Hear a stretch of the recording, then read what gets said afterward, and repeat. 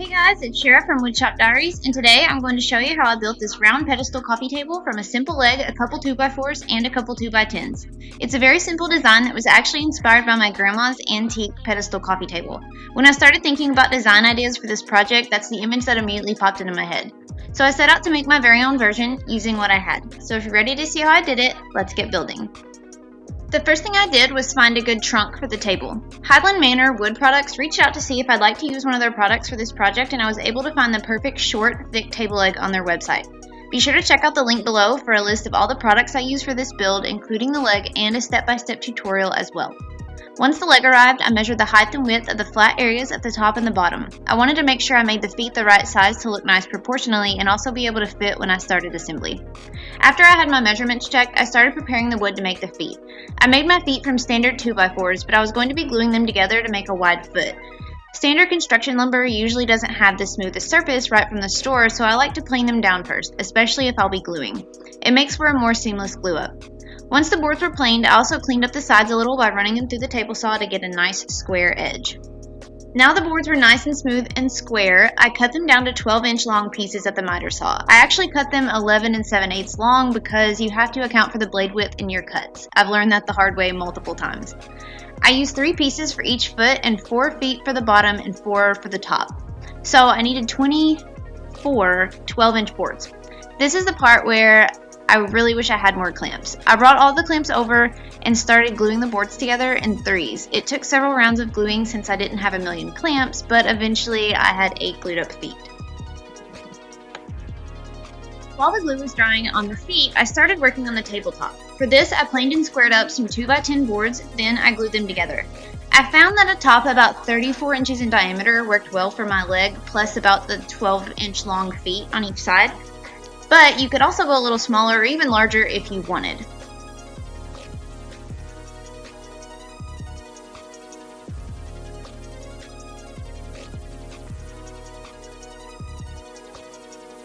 I set up my Craig track horses, which were super handy for this glue up process, and then glued up my boards on top of the track horses, keeping in mind that the boards on the outside could be a little bit shorter than the boards in the middle because we were going to cut a round circle.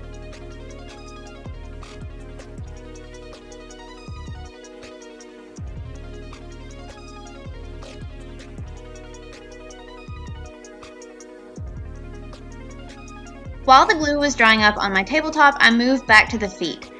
Now, here was where things got a little frustrating. I needed to cut out the curvy shape on these feet, so I kind of freehanded a design I liked on one of the feet, pulled out my bandsaw, and realized they were too thick to cut on my tiny saw.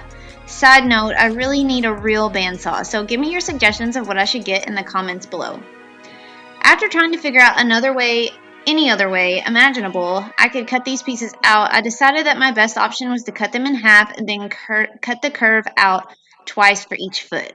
I knew this would require gluing them back together and a ton of sanding, but I didn't really see any other way around it. So I ripped each foot in half down the middle, cut the curve out on the first half, then traced that onto the second half and cut out the second half to match.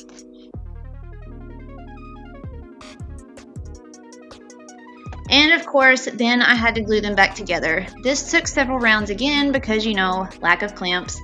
But eventually I got all of the curvy feet glued back together, and considering, they looked pretty good.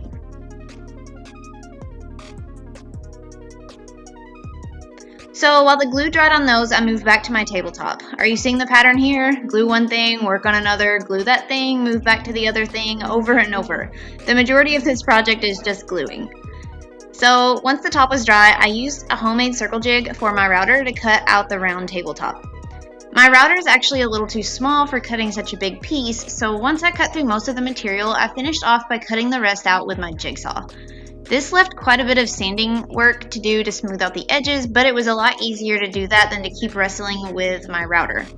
In addition to a bigger bandsaw, I also need a bigger router, so feel free to let me know what you think I need to get in the comments below. Your recommendations are appreciated.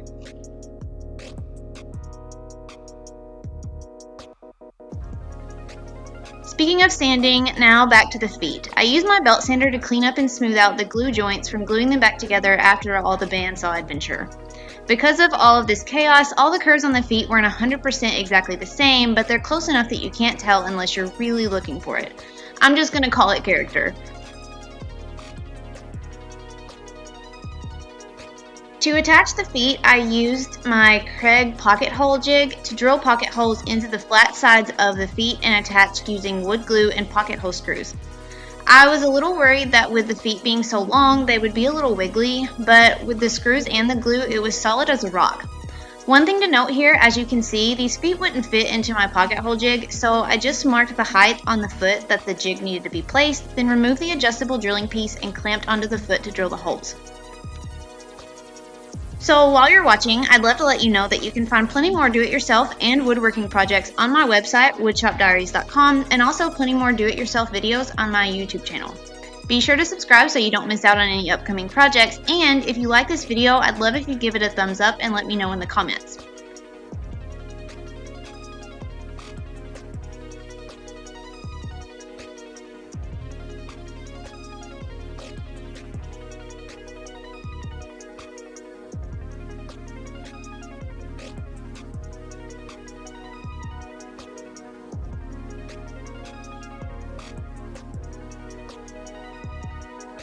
Once the legs were attached to the trunk and the tabletop was sanded to perfection, kind of, I flipped everything upside down to attach the base to the top using some small L brackets like shown. I may have gone overboard with the brackets. I think 4 or 5 probably would have sufficed, but I went ahead and added like 8 or 10 just for kicks and giggles. There may be a better way to attach this, but I found this super easy, and once it's painted, you'll never notice the brackets.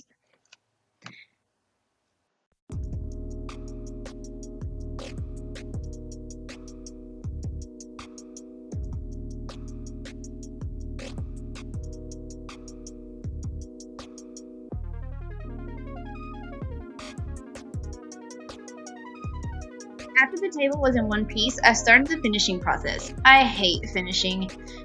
Anyone else like the building process but hate when it's time to start finishing, or is that just me? I gave the top a coat of stain and some poly and primed and painted the base a nice pretty black. Then I carried that bad boy inside and set it up. I think it's a pretty close match to the one my granny has, but my mom actually came over and noticed the similarity and decided that she would like to have it. So, being the nice daughter that I am, I let her have it. I mean, I'm always needing another project anyway, so I'll just build another one. So, let me know what you guys think about this video in the comments below, and if you enjoyed it and you're looking for a new project idea, be sure to head over to my channel or my blog for more do-it-yourself projects and how-tos. Until next time, thanks for watching and happy building.